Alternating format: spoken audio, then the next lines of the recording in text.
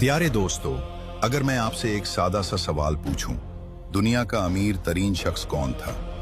यकीनन आप सबका जवाब होगा कारून। भला वो क्यों ना हो? उसके खजानों की कुंजियां भी इतनी भारी थीं कि ताकतवर मर्दों की एक जमात उन्हें उठाने से कासिर थी। तो फिर उसके खजानों का कौन शुमार कर सकता है? लेकिन क्या आप ये जानते हैं कि कारून कौन था?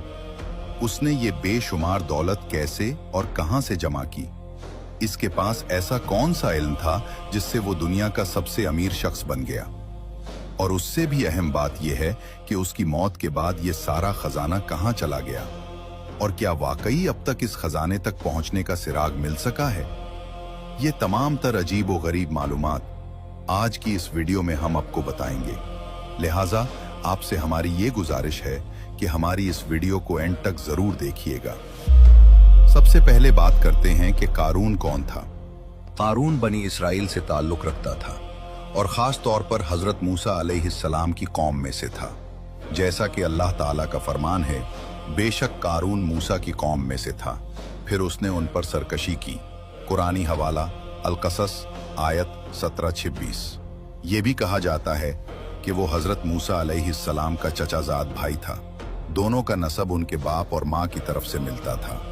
उसका नसब कुछ यूं है, कारून बिन यसहर बिन काह बिन लाए बिन याकूब, जबकि हजरत मूसा का नसब है मूसा बिन इमरान बिन काहिफ। इस तरह दोनों का नसब काहिफ बिन लावी पर मिलता है। बाज़ उलमा के मुताबिक कारून अपनी जिंदगी के इब्तिदाई हिस्से में हजरत मूसा अलैहिस्सलाम का पैरोकार था और वो बहुत ज्यादा इबादत गुजार था।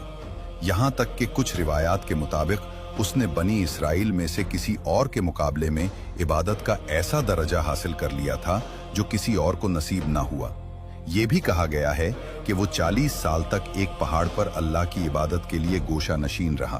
उसे उसके इल्म और तौरात की खूबसूरत तिलावत की वजह से अल मुनव्वर यानी नूर वाला कहा जाता था। अगरचे बाज़ उलमा ने इन रिवायात को मुस्तरद किया है और उनकी तस्दीक के लिए कोई सही दलील नहीं मिलती। ये भी कहा जाता है कि इब्लीस ने कारून को बहकाने की कोशिश की, लेकिन वो कामयाब ने इबादत में उससे भी बढ़कर मकाम हासिल कर लिया, जिससे कारून को इब्लीस के सामने बहुत ज्यादा आजिज़ी महसूस होने लगी। तब इब्लीस ने आहिस्ता आहिस्ता कारून को अपनी तरफ माइल करना शुरू कर दिया।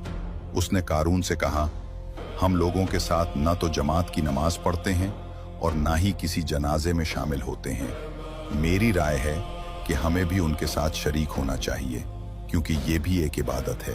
कारून ने उसकी बात मान ली। जब कारून ने ऐसा किया और बनी इसराइल को उसकी इबादत का इल्म हुआ